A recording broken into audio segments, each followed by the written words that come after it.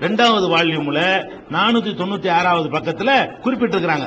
அப்ப அலி ரலியல்லாஹு அன்ஹு இருவருக்கா தொழுது நமக்கு ஆதாரம் கிடையாது. ஃபர்ஸ்ட் நாம அவங்கள்ட்ட கேட்டது என்ன, பரிசுக்கு சொன்னது ரசூலுல்லாஹ் செஞ்சதுக்கு ஆதாரம் காட்டுவியா, இதுதான் கேள்வி.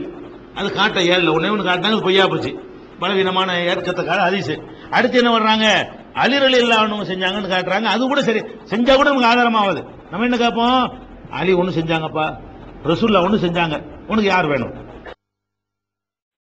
بسم الله الرحمن الرحيم قل هو الله أحد الله الصمد لم يلد ولم يولد ولم يكن له كفوا أحد. அப்ப அலி ரலியல்லாஹு அன்ஹு இருவருக்கா தொழுது நமக்கு ஆதாரம் கிடையாது. ஃபர்ஸ்ட் நாம அவங்கள்ட்ட கேட்டது என்ன, பரிசுக்கு சொன்னது ரசூலுல்லாஹ் செஞ்சதுக்கு ஆதாரம் காட்டுவியா, இதுதான் கேள்வி. அது காட்ட ஏழு ஒன்னே ஒன்று காட்டினாங்க, பொய்யா போச்சு, பலவீனமான ஏற்கத்தக்காக ஹதீஸ். அடுத்து என்ன பண்றாங்க, அலி ரலியல்லாஹு அன்ஹு செஞ்சாங்கன்னு காட்டுறாங்க. அது கூட சரி, செஞ்சா கூட நமக்கு ஆதாரமாவது. நம்ம என்ன கேட்போம், அலி ஒண்ணு செஞ்சாங்கப்பா, ரசூலுல்லாஹ் ஒண்ணு செஞ்சாங்க, உனக்கு யார் வேணும்? அலியா ரசூலுல்லாஹா? ரசூல் ஸல்லல்லாஹு அலைஹி வஸல்லம் 20 தொழுகை இல்ல, அதுக்கு எந்த ஆதாரமும் இல்ல. அதோட மார்க்கம் முடிஞ்சு போச்சு. ஒரு பேச்சுக்கு அலி ரலியல்லாஹு அன்ஹு தொழுதாங்களா அப்படின்னு வச்சு பாத்தீங்கன்னு சொன்னா அதுல வரக்கூடிய ஆளு ஹம்மாத் இப்னு ஷுஐப் என்பவர் தான் அறிவிக்கிறாரு. அவரை ஏற்கத்தக்க ஆள் கிடையாது என்பதை எல்லாருமே அதை நிரூபிச்சுட்டாங்க. அடுத்து என்ன வருதுன்னு கேட்டா, உமர் ரலியல்லாஹு அன்ஹு காலத்தில் ஜனங்கள் ரமலான் மாதத்தில் 20 ரக்காத்துகள் தொழுது வந்தார்கள். உமர் ரலியல்லாஹு அன்ஹு காலத்திலையும் ஜனங்கள் 20 ரக்காத் தொழுது வந்தார்கள். சாயித் இப்னு யஸீத்ங்கிறவர் அறிவிக்கிறாரு, நூல் பைஹகி அப்படின்னு போட்டிருக்கிறாங்க. அப்ப உமர் ரலியல்லாஹு அன்ஹு என்ன பண்றாங்க, அவங்க காலத்தில் மக்கள் தொழுதாங்களாம். உமர் ரலியல்லாஹு அன்ஹு காலத்துல மக்கள் தொழுதாங்கன்னு போட்டிருக்குது. அதே நேரத்தில் நீங்கள் உமர் ரலியல்லாஹு அன்ஹு பொறுத்த வரைக்கும் இன்னொரு அறிவிப்பு வருது, இது உமர் ரலியல்லாஹு அன்ஹு காலத்தில் மக்கள் செஞ்சது. என் காலத்தில் மக்கள் செஞ்சா எனக்கு சம்பந்தம் இருக்குமா? ஒருவனுடைய காலத்தில் மக்கள் ஏதாவது செஞ்சால் அந்த ஒருவனோட சம்பந்தப்படுத்த முடியுமா? சம்பந்தப்படுத்த முடியாது. மன்மோகன் சிங் காலத்தில் இது நடந்ததுன்னு அவர் செஞ்சார் நடத்துறதுக்கு அது செய்ய முடியாது. ஜெயலலிதா காலத்தில் இது நடந்ததுன்னு சொன்னா ஜெயலலிதாவை செஞ்சாங்கன்றது செய்ய முடியாது. அப்ப உமர் ரலியல்லாஹு அன்ஹு பெரிய சாம்ராஜ்யம், இந்தியாவை விட ஒரு பெரிய அரசாங்கத்தை உண்டாக்கி வச்சிருந்தாரு. அவர் காலத்தில் என்னென்னமோ நடந்திருக்கும், அதனால அவர் செஞ்சார் ஆகுமா? அவர் காலத்தில் மக்கள் செஞ்சாங்கன்னு வருது. அவர் என்ன செஞ்சாரு? அவர் செஞ்சதுதானே அவரோட சம்பந்தப்படுத்தணும். அவர் என்ன செஞ்சாருன்னு கேட்டா, மொத்தாங்கிற நூல்ல ஆதாரப்பூர்வமா 232வது ஹதீஸ்ல இடம்பெற்றிருக்கிறது, அமர உமர் இப்னுல் கத்தாப், உமர் இப்னுல் கத்தாப் அவர்கள் கட்டளையிட்டார்கள். இது அவர் சம்பந்தப்படுறாரு. இப்ப அவர் காலத்தில் நடந்ததுல அவருக்கு சம்பந்தம் இல்ல, அவர் கட்டளையிட்டார்னு சொன்னா அவர் சம்பந்தப்படுறார். நான் கட்டளையிட்டா எனக்கு தானே சம்பந்தம், நான் ஒரு ஆர்டர் பண்ணா எனக்கு சம்பந்தம். என் காலத்தில் யாராவது செஞ்சா எனக்கு சம்பந்தம் கிடையாது, நான் சொல்லி செஞ்சாதான் எனக்கு சம்பந்தம். இதுல என்ன வருதுன்னு கேட்டா, அமர உமர் இப்னுல் கத்தாப், உமர் இப்னுல் கத்தாப் அவர்கள் கட்டளையிட்டார்கள். உபய் இப்னு காபில், உபய் இப்னு காப் அவர்களுக்கும் ஒரு தமீமுத்தாரிக்கும் கட்டளையிட்டார்கள். ஐயகுமால் இன்னாசி, மக்களுக்கு தொழுகை நடத்த வேண்டும். பி இஹ்தா அஷர் ரகா, 11 ரக்காத்துகள் தொழுகை நடத்த வேண்டும் கட்டளையிட்டார்கள். உமர் கட்டளையிட்டது என்ன? 11. அவர் காலத்தில் மக்கள் செஞ்சது 20.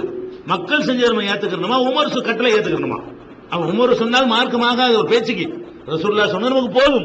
ஒரு பேச்சுக்கு நம்ம ஏற்றுக்கொள்வதாக இருந்தால் அவர் காலத்தில் மக்கள் செஞ்சாங்கன்னு காட்டுறீங்க, அவரு செஞ்சாருங்கிறது காட்டுங்க, அவர் ஆர்டர் பண்ணான்னு காட்டுங்க. அது காட்ட முடியல. இது ஒரு விஷயமாச்சு. அடுத்து என்ன பண்றாங்கன்னு கேட்டா, உபய் இப்னு கஅப் அவர்கள் மதீனா நகரில் ஜனங்களுக்கு 20 ரக்காத் தொழுது வந்தார்கள் அப்படின்னு சொல்லி போட்டிருக்கிறாங்க. அதுல என்ன வருதுன்னு கேட்டா, அதுவும் வருது. அது நூல் என்ன போட்டிருக்கு, இப்னு அபி ஷைபா. இப்னு அபி ஷைபால என்ன வருதுன்னு கேட்டா, Umar ibn Abdul Azeez, Umar இல்ல அப்துல் அசீஸ் இப்னு ரஃபி என்பவர் இது அறிவிக்கிறார். அப்துல் அசீஸ் இப்னு ரஃபிங்கிற ஒரு ஆளு அறிவிக்கிறாரு. இவர் உபய் இப்னு கஅப் காலத்தில் பிறந்தவர் இல்லை. உபய் இப்னு கஅப் தொழுவிச்சார்னு அறிவிக்கிறாரு. நேர பார்த்த மாதிரி உபய் இப்னு கஅப் காலத்தில் பிறக்கவே இல்லை. இவர் யாரு? அப்துல் அசீஸ் இப்னு ரஃபிங்கிறது. அப்ப உபய் இப்னு கஅப்ங்கிற சஹாபி காலத்தில் பிறக்காத ஒருத்தர் உபய் இப்னு கஅப் அவங்க 20 ரக்காத் தொழுவிச்சாங்கன்னு அறிவிக்கிறாரு. ஏற்புடையதா இல்ல.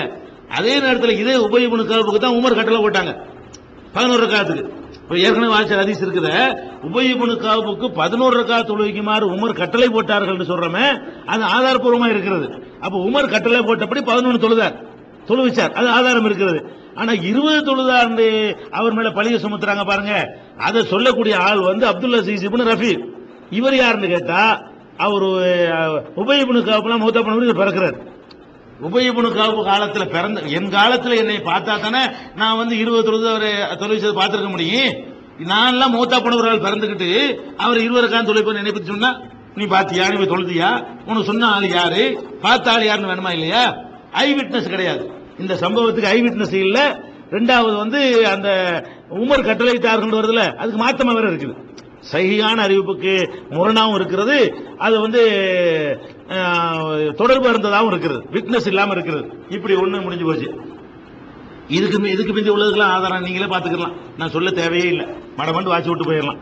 16 சையீதுகளுக்கு நோன்பு நோற்பது என்ன பண்றாங்கன்னா 16 சையீதுமார்கள் சரிதைன்னு ஒரு புத்தகம் போட்டிருக்கிறாங்க. 16 பேர் வரும். அந்த புத்தகத்தை வச்சுக்கிட்டு அந்த ஒவ்வொரு மாசமும் பிறை 16 அன்னைக்கு அந்த 16 சையீதுகளுக்கு நோன்பு வைக்கணும். பிறை 16ல அப்படி வச்சா பணக்காரனா போலான்னு ஒரு புத்தகம் போட்டிருக்காங்க. அதை வச்சுக்கிட்டு அந்த நோன்பை யாருக்கு வைப்பாங்க? அந்த 16 சையீதுக்கு வைப்பாங்க. அதுக்கு என்ன சொல்ற ஆதாரம்? சையீது என்ற அரபி சொல்லுக்கு 16 சையீதுக்கு நோன்பு வைக்கணும். ஆதாரத்தை காட்டுறதை விட்டுவிட்டு எப்படி காட்டுறாங்க? சையீது என்ற அரபி சொல்லுக்கு தலைவர் என்ற பொருள். நபிகள் நாயகம் அவர்களின் புனித குடும்பத்தை சேர்ந்தவர்களுக்கு இச்சொல்லை பிரயோகிப்பது இஸ்லாமியர்களின் வழக்கில் உள்ளது. நோன்பு நோற்று அதன் நன்மையை நபிகள் நாயகம் அவர்களின் குடும்பத்தை சார்ந்தவர்களுக்கு சேர்ப்பிக்கப்படுகிறது. முன் சென்றவர்களுக்காக நோன்பு வைத்து அதன் நன்மையை சேர்ப்பிக்க முடியும் என்பதற்கு இறை தூதர் அவர்கள் கூறினார்கள். ஒரு நோன்பு கடமையான நிலையில் மரணித்து விட்டால் அவருக்காக அவருடைய வாரிசுதார் நோன்பு வைக்கட்டும். அது சாதாரணம் காட்டி 16 செய்யுதுக்காக நோக்கலையா, அல்லாவுக்கு தான் வைக்கிறாங்களாம். நன்மையை அவங்களுக்கு சேர்த்து வைக்கிறோம். உல்டா பண்றாங்க, பாயிண்ட் மாத்துறாங்க. இவங்க வைக்கிறது யாருக்கு? 16 செய்யுதுகளுக்காகத்தான் அந்த நோன்பு வைக்கிறாங்க. அந்த இபாதத்து அவங்களுக்கு அப்படின்னு வைத்துப்பட்டு என்னடான்னு கேட்டா அந்த நன்மையை அவர்களுக்கு சேர்த்து வைக்கிறோம் அப்படின்னு சொல்லிடுறா. அதுக்கு ஆதாரம் என்னவா? ஒரு நோன்பு கடமையான நிலையில் மரணித்து விட்டால் அவருக்காக அவருடைய வாரிசுதார் நோன்பு வைக்கட்டும் இருக்குது. நீ என்ன வாரிசா? அதுல மாறி போச்சு. ஹதீஸ்ல எப்படி இருக்கு? மண் மாத்த அலைஹி சௌமுன் சாம அன்ஹு வலியுஹு. அவனுடைய வழி, அவனுடைய காரியத்துக்கு யார் அடுத்து பொறுப்பாளியா வரப்போறானோ அவன் புள்ள வைக்கணும்னு இருக்குது.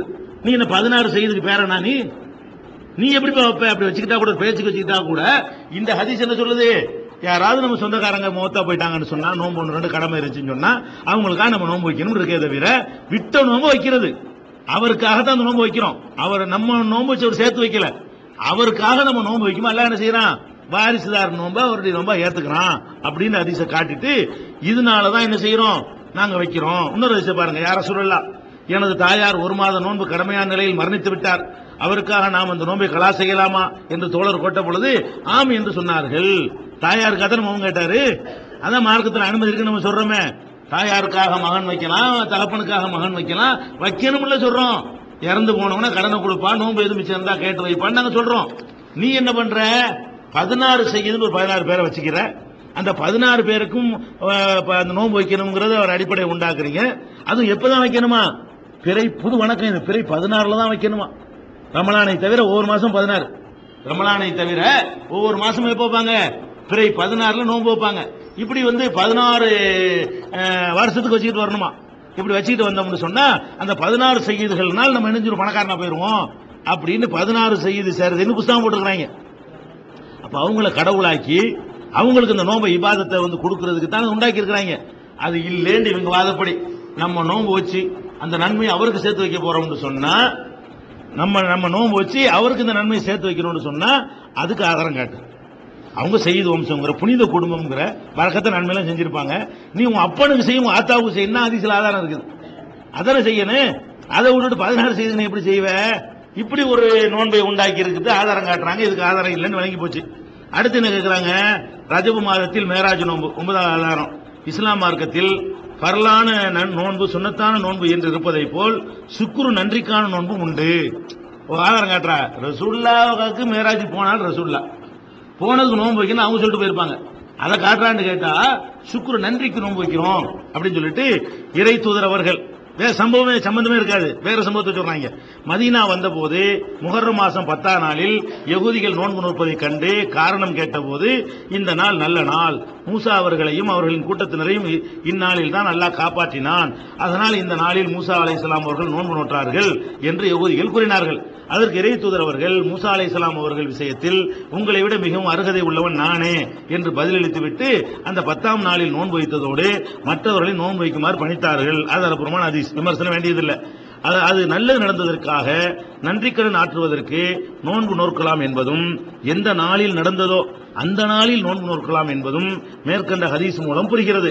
அந்த வகையில் மேராஜ் இரவில் தான் 5 நேர தொழுகைகளை குறைத்து இறைவன் அருள் செய்தான் என்பதற்காக 50 நேர தொழுகைகளை 5 நேர தொழுகைகளாக குறைத்து இறைவன் அருள் செய்தான் என்பதற்காக அன்றைய தினத்தில் சுக்ருடைய நோன்பு வைக்கப்படுகிறது. மேலும் ரஜபு மாதம் 4 புண்ணிய மாதங்களில் ஒன்றாகும். இம்மாதங்களில் நோன்பு வைக்க தூண்டும் ஹதீஸ் கீழே தரப்படுகிறது. அது இது வரைக்கும் இருக்கட்டும். என்ன செய்யறாங்களாம், ரசூல்லா வந்து மூசா நபியை காப்பாத்துறதுக்காக வேண்டி என்ன பண்ணாங்களாம், அந்த நோன்பு வச்சாங்களாம். முஹர்ரம் மாசம் 10ல் வச்சுட்டாங்க. சரி, ரசூல்லா வச்சுட்டாங்க, வச்சு நம்மளை வைக்க தான் வேணும், அதை வைக்கல நம்மளும் சரிங்கிறோம். ஒவ்வொரு சுக்குருக்கும் நீங்களா வச்சுக்கிறீங்கன்னு சொல்லிட்டு போனாங்களா? சுக்குரு நோன்புன்னு சொல்லி வச்சா அப்ப ரசூல்லாவுக்கு நடந்த ஒவ்வொரு நல்ல காரியத்துக்கும் நீங்க நோன்பு, இது ஒண்ணுதான் நினைச்ச ரசூல்லா காலத்துல. ரசூல்லாவுடைய காலத்தில் நடந்த நன்மைன்னு எடுத்து பார்த்தீங்கன்னா அவங்க நபியா போனாங்கல்ல, அதுக்கு எவ்வளவு நன்றி செலுத்தணுமே, அதுக்கு ஒரு நோன்பு வைக்கலாம். அவங்க கதீஜா நாயை கல்யாணம் பண்ணாங்கல்ல, அதுக்கு ஒரு நாளைக்கு நோன்பு வச்சிடலாம், சந்தோஷம் தானே. ரசூல்லாவுக்கு குடும்பத்தோட வாழ்க்கை நடத்துறது, அதுக்கு ஒரு சந்தோஷம் பண்ணலாம். மதீனாவுக்கு ஹிஜ்ரத் பண்ணி போனாங்களே, அன்னைக்கு ஒரு நோன்பு வச்சு போடலாம். ஆட்சியை பிடிச்சாங்களே, அதுக்கு ஒரு நோன்பு வைக்கலாம். பத்ர் போர்ல வெற்றி பெற்றாங்களே, அதுல வெற்றி பெற்றதும் இஸ்லாம் இன்னைக்கு இருக்கிறது, அதுக்கு ஒரு நோன்பு வைக்கலாம். இப்படி அவங்க வாழ்க்கையில் நடந்த அவர் சுக்குர் செய்ய போறியா? அப்படியாது. இது யார் உங்களுக்கு சொல்லி தந்தா? ஒன்னு நடந்து ரசூல்லா வந்து அதை அக்செப்ட் பண்ணிட்டாங்கன்னு அதை நிறுத்திக்கிறேன். இது ஒரு பாயிண்ட். சரி, வச்சுக்கிறோம். நீ சொன்னபடி மேராஜுக்கு நோன்பு வைப்போம்பா. பாயிண்ட் என்ன தெரியுமா? மேராஜ் ரஜபு மாசம் 27 நடந்து ஆதாரம் காட்டு. அதான் பாயிண்ட். நாங்க கேட்ட கேள்வி என்ன, மேராஜுக்கு நோன்பு வைக்கணுங்கிறீங்களப்பா. மேராஜ் எப்ப நினைச்சு? ரஜபு மாசங்கிற. சரி, எப்ப நினைச்சு? 27ங்கிற. அன்னைக்கு தான் நோன்பு வைக்கிற. ரஜபு மாசம் 27 மேராஜ் நினைச்சு காட்டு, உனக்கு 1 கோடி ரூபாய் தரேன்னு சொல்லியாச்சு. அதுல காட்டணும். ரஜபு மாசம் நடந்ததுக்கு ஆதாரம் கிடையாது, 27 நடந்ததுக்கு ஆதாரம் கிடையாது. ஏனென்றால் அதை கொண்டாடக்கூடிய ஒரு பங்கனாக ரசூல்லா ஆக்கல. ஆக்கி இருந்தால் கரெக்டா தெரியும். ரசூல்லா வந்து மேராஜுக்கு நோன்பு வைக்கிறது பழக்கத்தை ஏற்படுத்திட்டு போனாங்கன்னா மேராஜ் இன்னைக்கு தான் என்று எல்லாருக்கும் தெரியும். போனதை நம்ப சொன்னாங்களே தவிர அந்த டேட் யாருக்கும் தெரியாது. மக்காவில் இருந்த காலத்தில் நடந்த பல விஷயங்களுக்கு டேட் தெரியாது. மதீனாவுக்கு பேர வந்த பிறகுதான் உன்னிப்பாக கவனிக்க ஆரம்பித்தார்கள். நுபுவத்துடைய ஆரம்ப கட்டத்தில் உள்ளதுக்கெல்லாம் நிறைய இல்ல, டேட்டுகள்லாம் இல்ல, ஃபாலோவர்ஸ் கிடையாதுல. மேராஜுக்கு போன காலத்தில் 10 பேர் இருந்திருப்பாங்க. அந்த 10 பேர் தான் தொண்டர்கள் இருந்திருப்பாங்க. அவங்க ஒழுங்கா மனப்பாடம் பண்ணிருக்க வாய்ப்பு கிடையாது. ஏன் டேட் தெரியாம போச்சுன்னா, மக்கா வாழ்க்கையில நெருக்கடியான கட்டத்தில் தொழுகையெல்லாம் கடமையாக்குறதுக்கு முன்னாடி ஆரம்ப கட்டத்தில் இந்த சம்பவம் நடந்ததுனால அவங்களை பின்பற்றக்கூடியவர்களும் கவனிக்கக்கூடியவர்களும் இல்ல. அதை கவனிச்சு நிதானமா எழுதி வைக்கக்கூடிய சுச்சுவேஷனும் இல்ல. பதட்டமும் சண்டையும் அடியும், எப்ப வெட்டு வரும், எப்ப குத்து வரும், எப்ப எங்கிட்டு போறது அங்கிட்டு போறதுங்கிற மாதிரியான ஒரு கட்டத்தில் வந்து அது எழுதி வைக்கப்படவே இல்லை. சரி, எழுதி வைக்கப்படல. நல்ல நார்மலுக்கு வந்தாச்சு. மதீனாவுக்கு வந்த பிறகு ரசூலுல்லாஹ்வுக்கு வஹி மூலமா எல்லாரும் செஞ்சலாம், அதை காட்டி கொடுக்கலாம். இந்த மாதிரி மேராஜுக்கு நான் போனேன், முக்கியமான நாள், நீங்க ரஜபு மாசம் தான் போனேன், 27 போனேன், நீங்க நோன்பு வைக்கன்னு சொல்லணும்ல. ரசூலுல்லாஹ் சொல்லல. பாயிண்ட் என்ன தெரியுமா? நீ நன்றியே செலுத்து, நன்றிக்கு நோன்பு வைப்பா. உனக்கு நன்றிக்கு நோன்பு வைக்கிற அந்த டேட்டை பிக்ஸ் பண்ணிட்டு செய். ரஜபு மாசம் 27 தான் என்பதற்கு ஆதாரம் எங்க? ஒரு ஆதாரமும் கிடையாது. வேற வேற ஆதாரத்தை காட்டுறாங்க. அடுத்து என்ன செய்யறாங்க? எனக்கு நோன்பு நோருக்கு அதிக சக்தி உள்ளது. ரஜபு மாசம் புண்ணியமான மாசமா, 4 மாசத்துல ஒரு மாசமா, அதனால நோன்பு வைக்கணும். நோன்பு வைக்கிறதுக்குன்னா உள்ள ரமலான் மாசம் அதுல வரல, அதை வழங்க மாட்டேங்கிறாங்க. புண்ணியமான மாசம் தான் நோன்பு வைக்கிறதுக்கு தான் புண்ணியம் அர்த்தம், போர் செய்யக்கூடாதுன்னு அர்த்தம். 4 மாதம் புனித மாதம்னா என்ன அர்த்தம்? அந்த மாதங்களில் யுத்தம் செய்யக்கூடாதுன்னு அர்த்தமே தவிர என்ன அர்த்தம் கிடையாது. நோன்பு வைக்கிற மாதம் அர்த்தம் கிடையாது. ரமலான் வந்து நோன்பு வைக்கிற மாதம் 4 மாசத்துல இல்ல. ஆனா எந்த 4 மாசத்தில் யுத்தம் செய்யக்கூடாதோ அந்த 4 மாசத்துல எது வரல? ரமலான் வரல. ரமலான்ல பத்ர் நடந்துச்சு, ரமலான்ல மக்கா வெற்றி நடக்குது. அப்ப ரமலான் மாசம் வந்து புனிதமான மாதத்துல சண்டைக்கு போயிருக்கிறாங்க. அல்லாஹ் சண்டை தடுத்த 4 மாசத்துல ரஜபு இருக்குது, எது இல்ல? ரமலான் இல்ல. துல்கஅதா, துல்ஹஜ், முஹர்ரம், ரஜபு 4 மாசம் இருக்கிறது, எது இல்ல? ரமலான் கிடையாது. அப்ப இந்த இதுக்கு அதுக்கு சம்பந்தம் கிடையாது. புனித மாதம், சரி புனித மாதம்னா அப்ப எதுல்கதா விட்டனி 4 இருக்குல்லப்பா. 4 புனித மாதம்னு சொல்லி இருக்கும் பொழுது நீ ரஜபு மாசம் புனித மாதம் நீ கருதினாயானால் ரஜபு மாசம் முழுசு நோன்பு வை. ரஜம் மாசம், அதன் மாசம் புனிதமான மாதம். சரி வச்சுக்கிறோம், புனிதமான மாதம் தானே, ரஜம் முழுசு வை. சரி